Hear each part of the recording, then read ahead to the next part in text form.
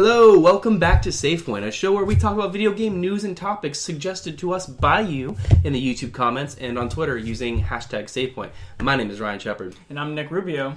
And normally we just jump right in and take your topics out of the bowl, but real quick I wanted to say something. Our good friend Brotato, who is a Twitch streamer, just celebrated 3 years on Twitch. Now, when this goes up, it's going to be tomorrow from the today that is now, which won't be now for you. So it'll be 3 years and 1 day. It'll be 3 years and 1 day, and I just want to say congratulations, and you're doing an awesome job. And if anyone who watches this isn't following Rotato, you should go do that because he's a great guy and he has a great community. Happy Streamiversary. Yeah, Streamiversary. All right, so let's do some topics. Streamiversary, Streamerino. I'm going to hell for that. Renee Dog? I think it's Renee. Renee Dog? Is it Renee Dog? Is this on? Oh, it's on YouTube. Okay. This is from the YouTube. I'm not used to YouTube comments. Guys. I know, it's so great when that happens. Yeah. Games are art. Oh, God. Okay. Games are art. They're better than most films I see today. Mm-hmm. But what do you think makes a game so demanded when it comes out? The first thoughts on it change a lot, like Watch Dogs. Because I got so pumped for the game, but when it came out, I was very disappointed with it. Right. Okay. So basically what he's saying is that games, before they come out, there's so much demand, there's so much hype, but when it comes out, it might be really disappointed. So what's happening there? Like, what is that? So what happens is that when we've talked at length about this at games like Watch Dogs, mm-hmm. where and you'll read articles about it, where a product is shown and it's not necessarily the end product that consumers get. Mm-hmm. A big culprit of this is Aliens, mm-hmm. Cloning Marines, and I have not played the game, but I know from what I've seen on how awful it is. I'm just thinking about like that folding noise. Yeah. You can hear that. I'm sure forever. But I do the same thing. It's okay. But Alien, Cloning Marines, Watch Dogs is definitely a big culprit. Mm-hmm. Not so much the gameplay, I think, but how it looked and how people thought it was going to be this amazing next-gen mm-hmm. game where, the graphics that we were showing at E3 and PAX and all sorts of game events. Yeah, but even the gameplay elements, like people thought that this system of hacking and everything was going to be a lot more interesting and involved than it really was. I thought it was fun. I mean, I wasn't expecting that much because I was like, how much can you realistically do with it? Mm-hmm. Like from, being a rational person, I look at something, I can see, okay, well, this is what they're showing me, but what really is it going to be? And, exactly. And a lot of gamers aren't like that. A lot of gamers will see something and be like, well, mm-hmm. face value, they fucking said it, so it's got to be true. Yeah. So I think a good question here is hype in video games a good thing? Is hype for games good or bad? Promotional-wise and business-wise, hype is awesome because that means it pushes more sales, which means they get paid more, which means content and whatever. So, I mean, for the industry as a whole, it's good, but they need to be more transparent. And if you're going to make a bad game, you shouldn't be rewarded with funding to produce more bad games. Looking at you, Sims. Yeah. Well, I would say on the flip side, the other end of this is a lot of people would kind of say to not get too excited because you don't know what you get until you get it. But I don't really think, that's a greght way to be because it's fun to be excited about games. It takes away from the majesty if you're not, like I'm sorry, but when a Halo game comes out, I'm pumped beyond reason for it. And it makes it more fun for you. Like it's sort of like when you're waiting for a new movie to come out, half the fun is like excitedly talking about like what's it going to be like, what are they going to do? I'm thinking of like comic book movies, you know what I mean? Like what are they going to do with the characters and stuff like that? And sometimes your expectations are going to get blown out of proportion. It's just part of how it works. Mm-hmm. But it's still fun and it's still part of it. So I think the best way to do it is to have like a reasonable sort of grounded hype. Mm-hmm. You know what I mean? Like just put your hands in the air, but keep your feet on the ground. Mm-hmm. I mean, and we've seen effects of this where like we've gone to midnight releases, and there have been, at least in our area, very dull releases for games because people they're like, the game's coming out, I'm tired, I would just want to go home and sleep. Like like not like woo Halo, and then they're running their cars into buildings and shit. And there's a large psychological aspect to that, I think, too, because they say, remember that thing they said where they said Instagramming your food makes it taste better? Mm-hmm. And what that really, all that meant was that when the anticipation or the suspense of something good makes it better. When you get excited for a new game to come out and you talk about it with your friends and you have a party and everything. Same thing with like show parties, which I think is so cool. Like how people throw parties now when a new episode of Game of Thrones comes out. Such a cool idea. But it actually makes the experience better for you and it makes it more memorable. So hype is a good thing, I think, as long as you are smart about it.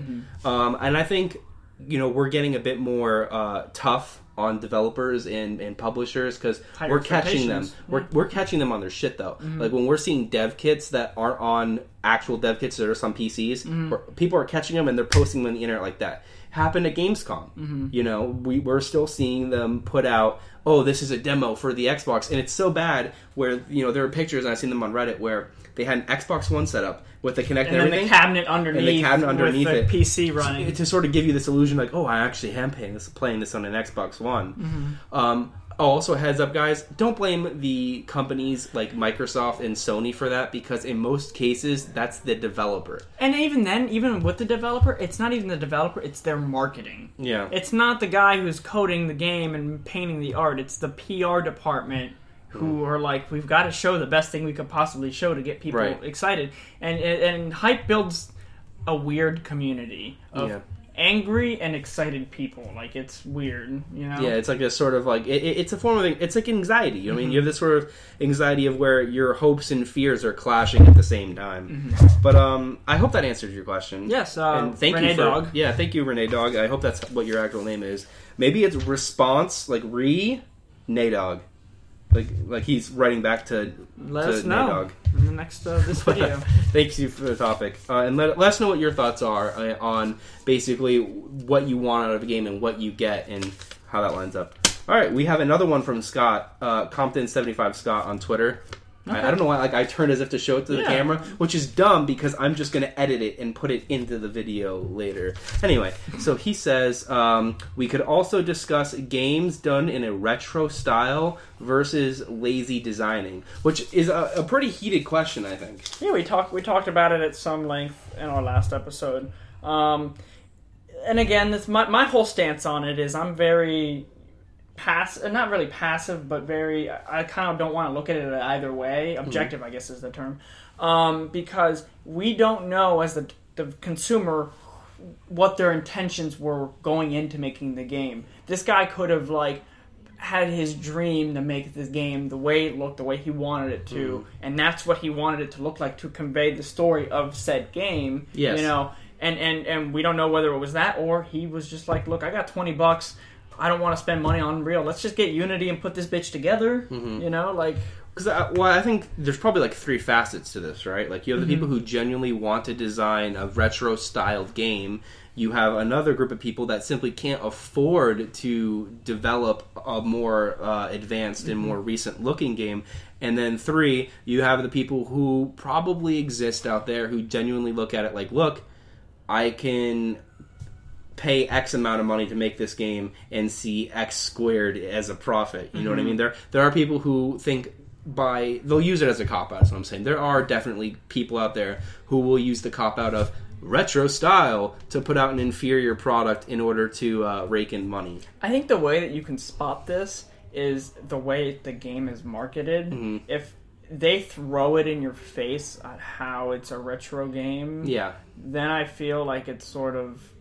it's pronounced and they want you to notice it, whether the fact that you're going to play it, you're going to notice it regardless. You're going to play the game and you're going to be like, okay, I feel like I'm playing it on my SNES, So, and that you can kind of see how it goes when at that period of time. It's kind of like when they brought back split screen. They're like, this game has split screen, like that's the feature in the game, like. What the fuck? Games have had split screen forever. Why am I paying more for split screen? But you know what? When that does happen, I think you're going to get a game that all around you can feel the heart really isn't in it. It's like for every interesting roguelike indie game, there's 30 copies of that game. Oh god, and apps too. Ugh. I can't stand seeing games that are just painful ripoffs. Like what was it? Need to Go Fast, Real Pursuit, Underground Burnout, or something, like even the copies of the Impossible game. You ever see it where you're like the square and you're hopping over? Like all the copies of that. Like, Why? You know, it's weird. You think you know what? That's another question for another day. If someone ever asks it, is how it doesn't seem like copyright is being applied to mobile games, because some of the ripoffs are like blatant. Yeah, and it's weird. It's in that same area of like how close to like are they parodying it? Like what's going on here? You know, I'm sure someone will like allege to say, but you know, it's a case by case thing. I'd like to hope at least most of the games that come out there, you know, they're almost always indie games. Like you have your really astounding examples like Evoland, which kind of played to the whole idea of the history of RPGs and started off in a very basic 8-bit grayscale game that you know, oh, now it has 16-bit, now it has color, and then it eventually even developed to have like a 3D world. Such an interesting way to do that. And then you have people who are just bullshitters. I mean, even Minecraft. I mean, that they had their heart in that game, and that really wasn't like you know. That was people doing what they could. You know what I mean? Like that. So good on them. And even then, they kept to their formula after becoming billionaires. Big Fry at Big Fry TV. See how he has his new icon now? Oh, I see the little fries there. Yeah. At first, I didn't see that there were fries there. But I'm pretty sure that's recent. I don't think it was always like that. Thank you for stopping on the stream every now and then, even though you're a filthy exile. Please discuss the rumors of Amazon purchasing Twitch, and who do you guys want to buy the service?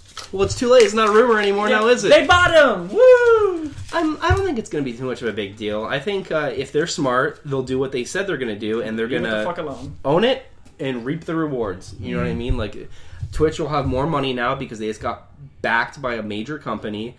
But I think for gamers, like, they don't realize that in a corporate sense, this is very business as usual. Like, acquisitions is just a thing that happens. Like, you know, you could talk about YouTube channels being owned by big companies, like networks and stuff, like Discovery Channel. You know? Yeah, exactly. So. Or for instance, Geek and Sundry, popular YouTube group, is owned by Legendary. Now, I don't think they're going to start like promoting Legendary movies exclusively on Geek and Sundry. Like, oh, I really like this geeky game, but did you see As Above, So Below? You know, like the blatant market placement. I mean, there might be to some extent, but I don't think it'll be too bad. I mean, maybe even like the ads that show up in the video might be more tailored to that. I mean, I don't know how they do ads like that. You know, if they can pay them to, you know, put, you know, stuff like that. And on the good side is if you're on YouTube, you know, there is a whole ad system in place. And to not get into all the boring details, the way it works is that when an ad shows on your video,